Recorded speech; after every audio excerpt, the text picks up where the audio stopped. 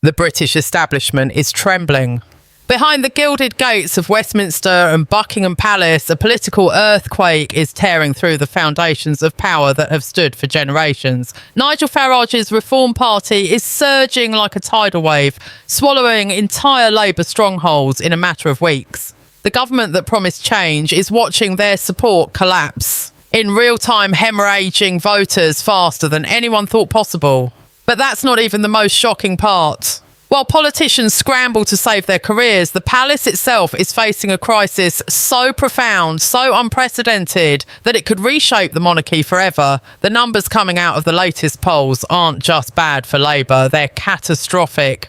Reform isn't just rising, it's exploding across the country, capturing the fury of millions who feel betrayed, ignored and left behind. This isn't about left versus right anymore. This is about a system on the brink of total transformation. What you're about to discover will change everything you thought you knew about British politics. The old order is dying, and what's coming next is something nobody saw coming.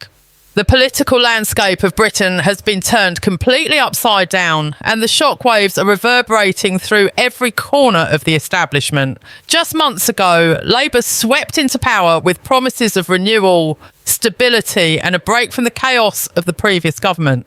Keir Starmer stood at the dispatch box, projecting confidence, telling the British people that their lives would improve, that the economy would stabilise, that the NHS would be fixed. But something has gone terribly, catastrophically wrong. The honeymoon period that every new government enjoys has been obliterated in record time. The polling data that's emerging isn't just concerning for Labour, it's absolutely devastating. They're not just losing ground, they're in complete freefall. Support that once seemed solid is evaporating at a rate that's making political analysts question everything they thought they understood about electoral dynamics. The traditional Labour heartlands, those red wall constituencies that the party had taken for granted for decades, are now looking at alternatives, and that alternative has a name that sends shivers down the spine of every establishment politician: reform. Nigel Farage has done something that seemed impossible just a year ago. He's taken a party that was dismissed as a fringe movement, ridiculed by the media elite and Twitter-based and written off by political commentators, and transformed it into a genuine threat to the entire political order. Reform Party isn't just gaining support, it's exploding across demographic groups that traditionally would never have considered voting for anything outside the mainstream. Working class communities in the north, middle class suburbs in the Midlands, even segments of the south that have been conservative strongholds for generations, are now openly flirting with reform. The numbers are staggering. Recent polling shows reform surging past Labour in some constituencies, actually overtaking them in areas where Labour had majorities of thousands just months ago. This isn't a gradual shift, this is a political avalanche. What's driving this unprecedented surge? It's not just one issue, it's a perfect storm of frustration, betrayal and rage that's been building for years, and has now reached a breaking point. Immigration continues to dominate the conversation in pubs, workplaces and dinner tables across the country. Despite promises to control the borders, despite rhetoric about fair systems and managed migration, the small boats keep coming across the channel. Every day, images flood social media of migrants arriving on British shores, being processed and housed, while British citizens struggle with homelessness, NHS waiting lists and the cost of living crisis. The disconnect between what politicians promise and what people see with their own eyes has created a chasm of distrust so wide that traditional party loyalty means nothing anymore.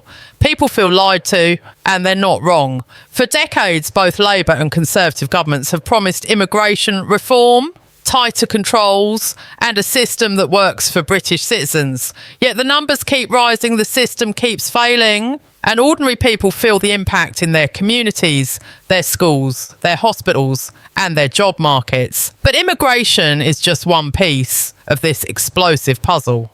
The economy is another massive factor, driving voters away from Labour and straight into Reform's arms. Inflation might have cooled slightly from its peak, but the damage has been done. Families who were just about managing before are now drowning. Energy bills that were supposed to go down are still punishingly high. Mortgage rates have destroyed the dreams of young people trying to get on the housing ladder. Rent prices in cities have become so obscene that working families are being pushed further and further from their jobs, their support networks, their lives.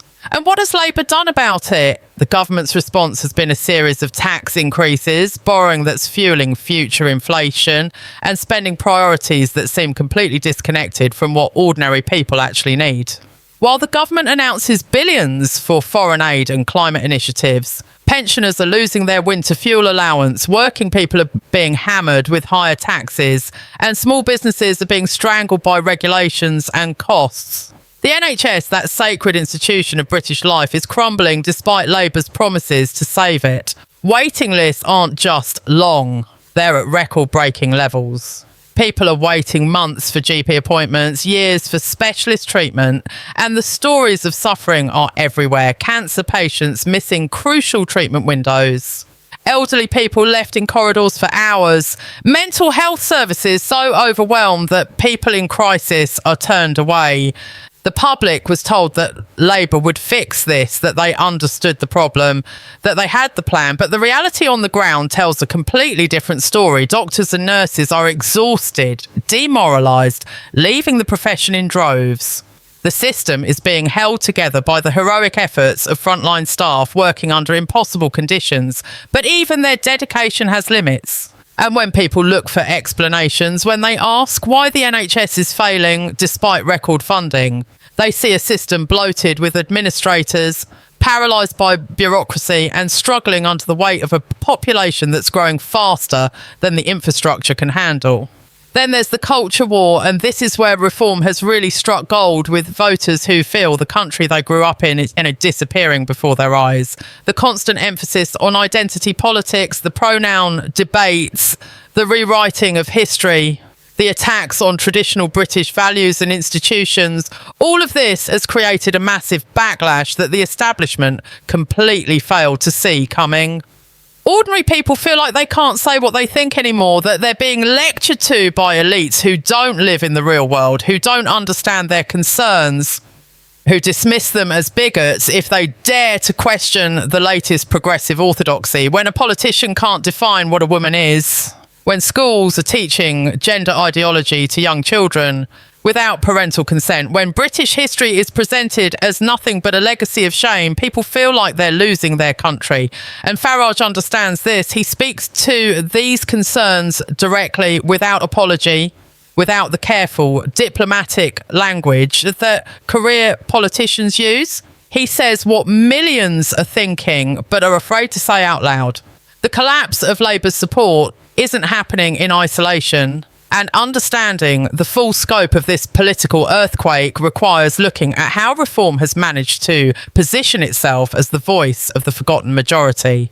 Farage has mastered something that traditional politicians struggle with desperately: the ability to connect with ordinary people in a way that feels genuine and unscripted. While Keir Starmer delivers carefully rehearsed speeches filled with political jargon and safe platitudes, Farage walks into a pub, orders a pint, and talks like a normal human being. This might sound superficial, but in politics, authenticity is currency, and Farage has it in abundance, while his opponents seem robotic and disconnected. The Reform Party rallies are growing larger and more energetic with each passing week. These aren't the traditional political gatherings where party faithful show up out of obligation. These are events packed with people who have never been politically active before, people who feel they finally have someone speaking for them after years of being ignored and dismissed by the establishment. The energy at these rallies is electric, angry, hopeful and determined, all at the same time. People are showing up because they're fed up with the status quo, fed up with politicians who promise everything and deliver nothing. Fed up with a system that seems designed to benefit everyone except them. The media's response to reform's rise has been predictable and ultimately counterproductive. Instead of trying to understand why millions of British citizens are turning to Farage, the mainstream media has doubled down on the same tired tactics that stopped working years ago. They label reform supporters as extremists, racists and conspiracy theorists. They run hit pieces on Farage, dredging up old quotes and past associations, trying desperately to discredit him and his movement. But here's what the media establishment doesn't understand or refuses to acknowledge. Every attack, every dismissive comment, every attempt to smear Reform and its supporters only strengthens their resolve and validates their belief that the establishment is terrified of them. When a BC presenter sneers at Reform voters or a Guardian columnist writes another think piece about the dangers of populism, it doesn't change minds. It hardens them. It confirms what these voters already believe, that the elite media class looks down on them, despises them, and will do anything to maintain their grip on power and influence. The disconnect between how the media portrays Reform supporters and how these people actually see themselves couldn't be wider. These aren't extremists or hate mongers. They're nurses worried about NHS pressures, builders concerned about wage suppression from unlimited immigration, parents anxious about their children's education and safety, pensioners who feel abandoned after contributing to this country for decades. Labour's response to this crisis has been nothing short of disastrous, almost as if they're actively trying to accelerate their own collapse. Instead of listening to the concerns driving people toward reform, instead of acknowledging that maybe, just maybe, there are legitimate grievances that need addressing, the Labour leadership has chosen denial and deflection. Keir Starmer appears increasingly detached from reality, surrounding himself with advisors who tell him what he wants to hear rather than what he needs to know. When confronted with the polling collapse, Labour ministers trot out the same excuses. They blame the previous government. They claim the media is being unfair. They insist that their policies just need more time to work. But time is the one thing they don't have. Every week that passes with no improvement in people's lives, with no reduction in immigration numbers, with no relief from economic pressures, is another week where more voters conclude that Labour has no answers and no intention of delivering real change. The party that once represented the working class has become so captured by metropolitan progressive values that it can't even speak the language of its traditional base anymore. When Labour politicians talk about social justice, diversity initiatives and climate targets, working class voters in Grimsby or Hartlepool hear a party that cares more about abstract concepts than their concrete struggles with paying bills and finding decent jobs. The Conservative Party, meanwhile, is in complete disarray and unable to capitalise on Labour's collapse because they're seen as equally responsible for the mess Britain finds itself in. After 14 years of Conservative government that delivered Brexit in name only, failed to control immigration despite constant promises and left the economy in shambles, voters have long memories. The Tories are desperately trying to move right, trying to sound tough on immigration and traditional values, but nobody believes them anymore. They had their chance, multiple chances actually, and they squandered every single one. The Conservative Party conference feels like a funeral where attendees are arguing about who killed the patient. There's talk of leadership challenges, ideological battles between different factions, and a general sense of panic as they watch their voter base flee to Reform. Some Conservative MPs are even quietly considering defecting to Reform themselves, recognising that the party brand is so toxic that they have no chance of re-election under the Tory banner. This has created a spiral where the Conservatives look weak and divided, which drives more voters to Reform, which makes the Conservatives look even weaker, and so the cycle continues. What makes Reform's surge particularly dangerous for the establishment is that it's not just stealing votes from one party, it's pulling support from both Labour and Conservative voters, creating a coalition that crosses traditional political boundaries. Former Labour voters who feel betrayed on immigration and cultural issues are joining forces with former Conservatives who are furious about the party's failure to deliver on Brexit, promises and Conservative values. This coalition is united not by a detailed policy platform, but by a shared sense that the entire political establishment has failed them and needs to be torn down and rebuilt. Reform's message is simple and powerful. The system is broken, the politicians are corrupt or incompetent or both, and only a complete disruption of the status quo will deliver the change that Britain desperately needs. This is a potent message in a country where trust in institutions is at an all-time low, where people feel poorer despite working harder, where communities feel less safe and less cohesive than they did a generation ago. Farage isn't promising easy solutions or quick fixes. He's promising to fight for Britain, to put British citizens first, to stand up to the establishment elites who have run this country into the ground. And right now, millions of people are ready to take that bet. The scale of what's happening in British politics right now cannot be overstated, and the implications extend far beyond simple party politics or electoral cycles. This is a fundamental realignment that's tearing apart the social and political fabric that has held Britain together for generations. The traditional two-party system that has dominated British politics since the war is dying right before our eyes, and what's replacing it is something far more volatile and unpredictable. Reform's rise represents more than just voter dissatisfaction with current politicians. It represents a complete rejection of the entire political class and the institutions they represent. People aren't just angry at Labour or the Conservatives, they're angry at Parliament itself, at the civil service, at the BBC, at universities, at every institution that they believe has become corrupted by a progressive ideology that's hostile to traditional British values and working class interests. This isn't a protest vote that will fade when the economy improves or when a more charismatic leader emerges from the traditional parties.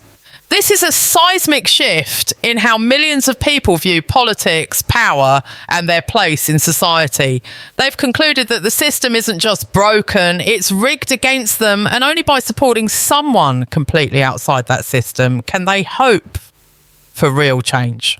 The economic anxiety fueling Reform's rise goes deeper than just current inflation or tax rates. There's a pervasive sense that Britain is in managed decline, that the country's best days are behind it, and that the establishment has accepted this fate, while ordinary citizens are expected to just accept diminishing living standards and opportunities. Young people who should be at the start of their careers look at a housing market that's completely out of reach, at wages that haven't kept pace with living costs, at job markets flooded with cheap labour from abroad that suppresses their earning potential.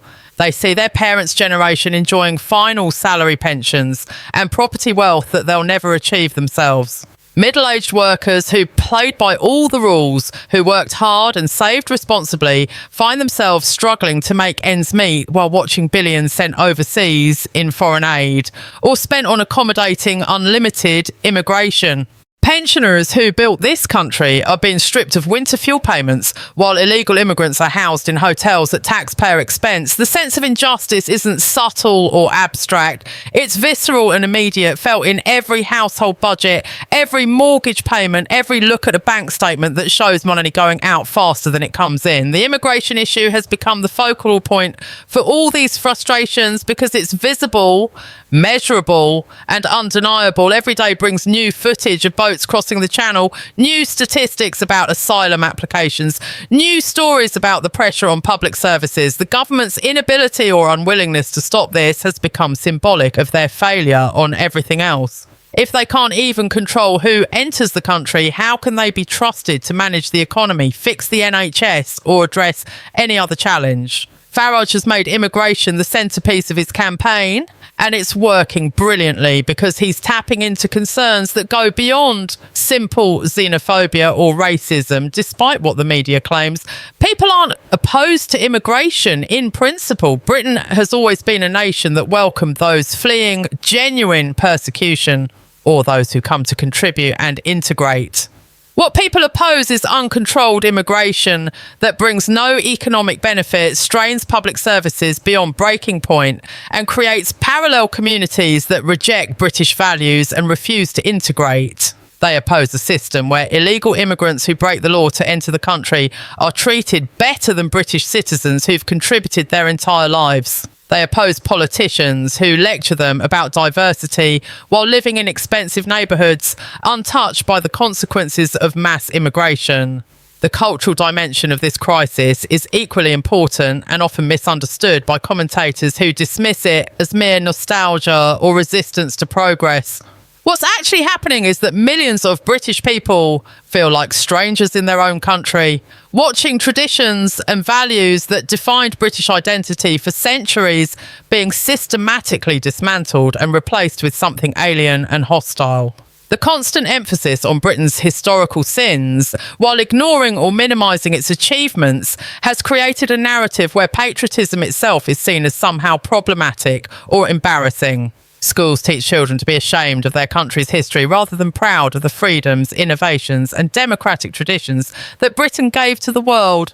The very concept of British identity is under attack, dismissed as a colonial construct or worse. Meanwhile, every other culture and identity is celebrated and protected, creating a bizarre situation where being British is the only identity that's considered invalid or oppressive. This double standard drives people absolutely crazy, and Reform is the only party willing to say that British culture, British history and British identity are worth preserving and celebrating. The establishment's panic about Reform's rise is palpable, and their response has been to escalate their attacks rather than engage with the legitimate concerns driving people toward Farage. There's talk of banning Reform, of investigating Farage for various supposed violations, of using financial regulations to choke off the party's funding. These desperate measures only confirm what Reform supporters already believe, that the establishment will use any means necessary to maintain their power and silence dissent. The more the establishment attacks Reform, the more they prove Farage's point about a corrupt system that's terrified of real democracy and real accountability. Political commentators on television discuss Reform's rise with barely concealed horror, warning about threats to democracy and the dangers of populism, apparently blind to the irony that dismissing millions of voters' concerns as illegitimate is itself profoundly anti-democratic. The think tanks, the NGOs, the academic institutions, all the pillars of establishment opinion are united in their opposition to Reform, which only makes the party more attractive to people who distrust these institutions. Every op-ed warning about the dangers of voting for Reform, every panel discussion where experts explain why Reform supporters are wrong, every attempt to shame or guilt people out of their political choices, all of it backfires spectacularly. The establishment has lost the ability to shape public opinion because they've lost the public's trust, and they're too arrogant to recognise it.